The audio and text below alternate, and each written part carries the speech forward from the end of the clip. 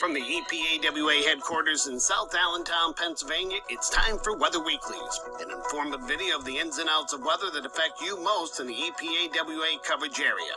The following segment is a weekly video blog, and the opinions of the forecaster do not necessarily reflect the opinions of the staff of Eastern PA Weather Authority LLC as a whole, nor its constituents. Without further ado, here is meteorologist Bobby Martrus with Weather Weeklies. Hey, good Sunday morning to you. Another edition of Weather Weeklies for Sunday, January 22nd. I'm going to keep this a lot briefer than normal. So we're not going to go as long-winded as we normally do with this because we have some things going on across the area with an expected storm coming in with rain, some snow for some areas in the interior, and also some windy conditions. So we're going to get that information out to the public first, and we'll be working on that information today in weather alerts, and also through our My Pocket Meteorologist program for those who are subscribed to it. So we're going to talk about the next several weeks. If you haven't seen the long range that we do in the public now, the public long range is to come out every Friday.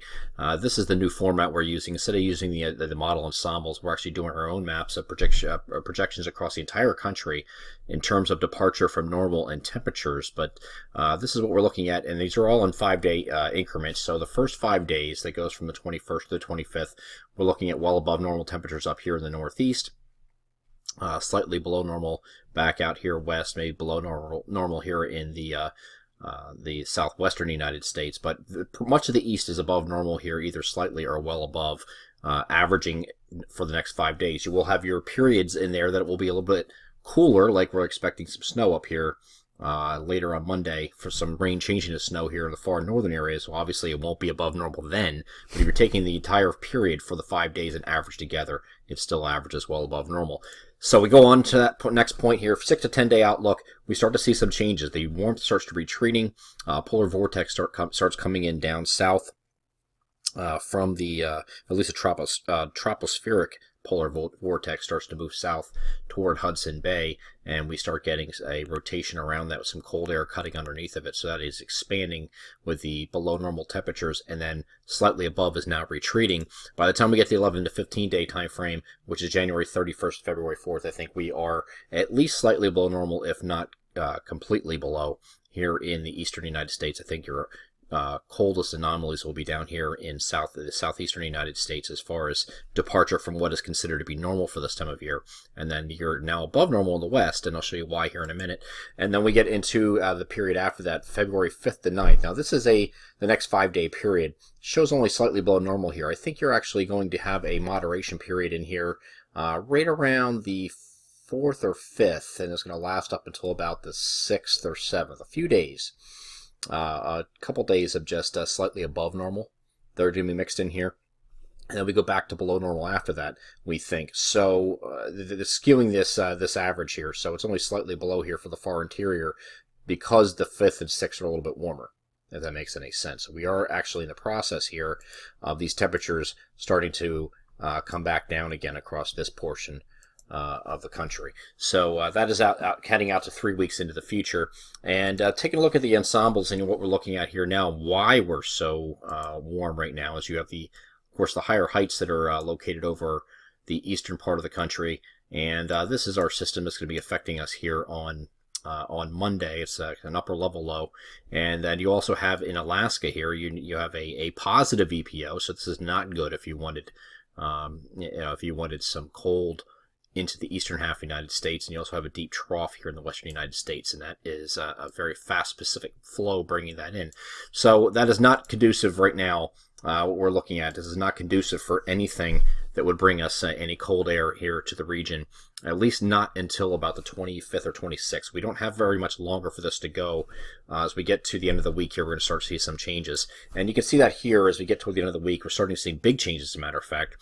Still the EPO not really too much cooperating, heading toward neutral here at this point, but you can see big ridging here in the western United States. So with them getting the ridge, that's going to change their forecasts out here from cold to warmer. And we're going to get into the colder regime here as the lower heights start building in here. Again, this is around the 27th, and we are starting to see some changes of that. We saw these pretty far out. The question is, though, in this pattern here, what kind of weather we get? Okay, as we head a little bit forward here, this is more of a clipper type pattern. This is not a big blockbuster storm pattern.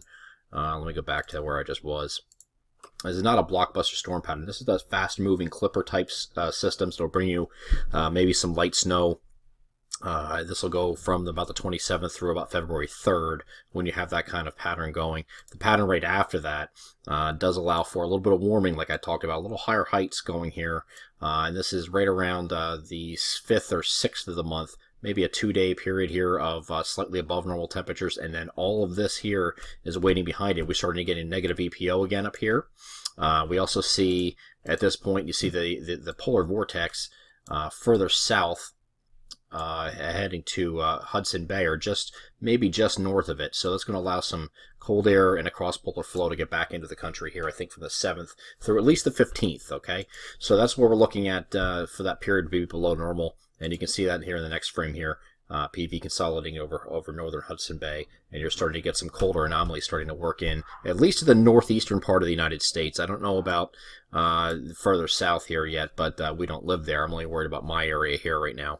As far as tropical forcing, if we're getting any help from that, the ensembles have been backing off how fast it propagates eastward, but the Euro Weeklies are still trying to take this into and toward phase 8 eventually. So as long as we're away from the maritime continent here, when we get these more favorable phases, phase 8, 1, 2, 3, we eventually get to that, but that's not toward the end until we get to past the middle of the month. So there's some conflicting signals here of exactly what happens as you get past the middle of the month, and we'll see. We'll see how that goes. These have been changing constantly.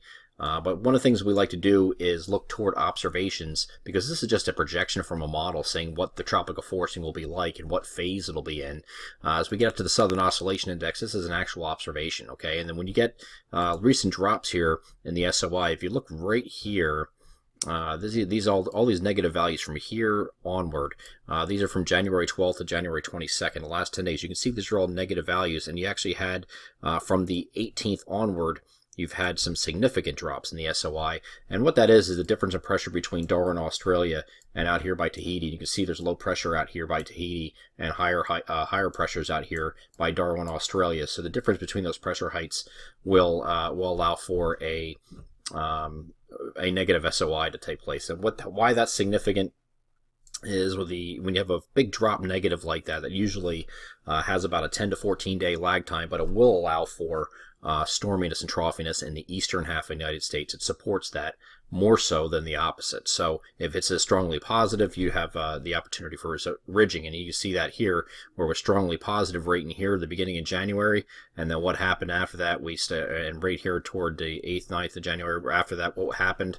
We, of course, had ridging and warmth in the eastern United States, and that was in part a result of this. But now we're going strongly negative, so I do expect some changes toward the middle of the month that might allow this to be sustained a little bit. The other thing we look to is stratospheric help, and both the GFS and the European model are both suggesting that we'll have warming over the poles and a displacement here of this polar vortex. If that happens, you can have sustained cold and snowy patterns beyond just the 15th of February, but we purposely stopped our outlook at the 15th because there's a lot of uncertainty with this. The climate models are back and forth with this. Some agree with a colder second half. Others are saying warmer. So it's just wait and see. We're looking at observations right now, kind of putting all this together and trying to make sense of it. And we're kind of leaning towards the second half of February having some more ups and downs, but still some colder periods where it could produce snow. So we're not going to be just jumping into winter or jumping right into spring early, we don't think. But at the same time, a lot of these things have to come together and produce and give us our, this stratospheric help here. It looks great here now. This is also modeled, though. That doesn't mean it's going to necessarily happen. It also doesn't mean that the best displaced polar vortex anomalies will be here in the United States. It could be over on the other opposite side of the globe, and there's not a guarantee that it'll down well from the upper levels down to the troposphere where we live. So we'll see how this works out. There is potential for it to be sustained longer, and we have a below normal month, but there's a lot of uncertainty with it yet, so that's why we stopped the outlook right at the 15th. We're going to revisit it each week, of course, in the forum. We have updates every Monday and Wednesday, and then, of course, with public updates again next Friday, and we'll see if we can update this again here on Sunday when we do the Weather Weeklies video again on the 29th of January. I'm Eastern PA Weather Authority meteorologist Bobby Marters. That is this edition of Weather Weeklies for Sunday, January 22nd, 2017. We'll see you again next week.